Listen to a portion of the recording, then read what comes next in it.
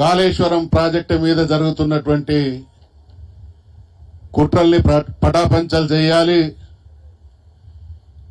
Kaleshwaram project ద్వారా లబ్ధి పొందాల్సినటువంటి మన ప్రాంతం అన్యాయానికి గురవుతున్నటువంటి సందర్భంగా ఈ అన్యాయాన్ని నిలదీయాలి, దీనికి ఒక పరిష్కార మార్గం కనుగొనాలి అనేటువంటి ఆలోచనతో చక్కటి ఆలోచన చేసి ఈ కార్యక్రమాన్ని రూపకల్పన చేసినటువంటి సోదరులు మంత్రి మాజీ శాసనసభ్యులైనటువంటి పుట్ట మధు గారు, గౌరవనీయులు మాజీ మంత్రివర్యులు సోదరులు కొప్పుల ఈశ్వర్ గారు చాలా తన వాగ్దాటి ద్వారా అపారమైనటువంటి పరిశీలన చేసి అనేక విషయాల్ని నీటిపారుదల రంగంలో నిగ్గుదేల్స్తున్నటువంటి మన మధ్య ఉండి ఈరోజు ముఖ్య వక్తగా అనేక విషయాలు మన దృష్టికి తీసుకొచ్చినటువంటి గౌరవనీయులు నీటిపారుదల రంగ నిపుణులైనటువంటి వి ప్రకాష్ గారు, గౌరవ మాజీ శాసనసభ్యులు పెద్దలు దివాకర్ రావు గారు, గౌరవ మాజీ శాసనసభ్యులు సోదరులు చందర్ గారు, గౌరవ మాజీ శాసనసభ్యులు దుర్గం చెన్నయ్య గారు, డాక్టర్ రమేష్ గారు, గౌరవనీయులు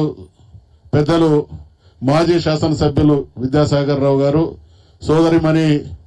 మాజీ జిల్లా పరిషత్ చైర్మన్ వసంత గారు, మాజీ జిల్లా పరిషత్ చైర్మన్ శ్రీహర్షిని గారు, కార్యక్రమానికి వచ్చేసినటువంటి పెద్దలందరికీ, పాత్రికేయ మిత్రులందరికీ హృదయపూర్వకమైనటువంటి నమస్కారాలు తెలియజేస్తా ఉన్నా. ఒక దార్శనికుడైనటువంటి ఇక్కడ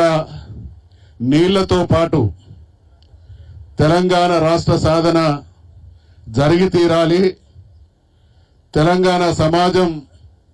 ఎదుర్కొంటున్నటువంటి అన్ని సమస్యలకు ఏకైక పరిష్కారం తెలంగాణ రాష్ట్ర సాధనే అనేటువంటి దృఢచిత్తంతో తెలంగాణ అనలేనటువంటి పరిస్థితులు ఉన్నటువంటి కాలంలో రెండు రాజకీయ పార్టీలు, బలమైనటువంటి పార్టీలు, కాంగ్రెస్ తెలుగుదేశం పార్టీ, ఇద్దరు బలమైన రాజకీయ నాయకులు చంద్రబాబు నాయుడు, రాజశేఖర్ రెడ్డి, రెండు బలమైన సామాజిక వర్గాలు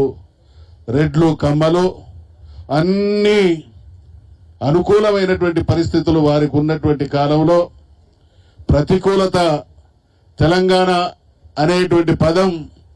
ఉచ్చరించడానికి వీల్లేనటువంటి పరిస్థితుల్లో అప్పటి వరకు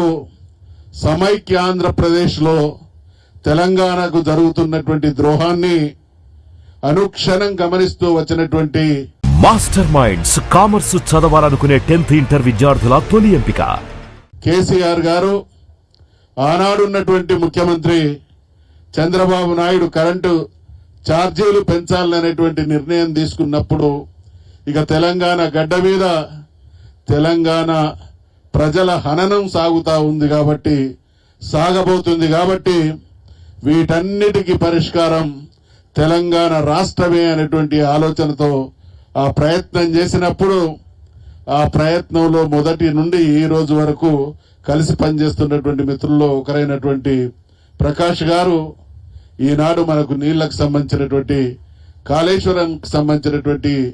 అనేక విషయాల్ని మనకు మనవి చేయడం జరిగింది. మనం చూసినాం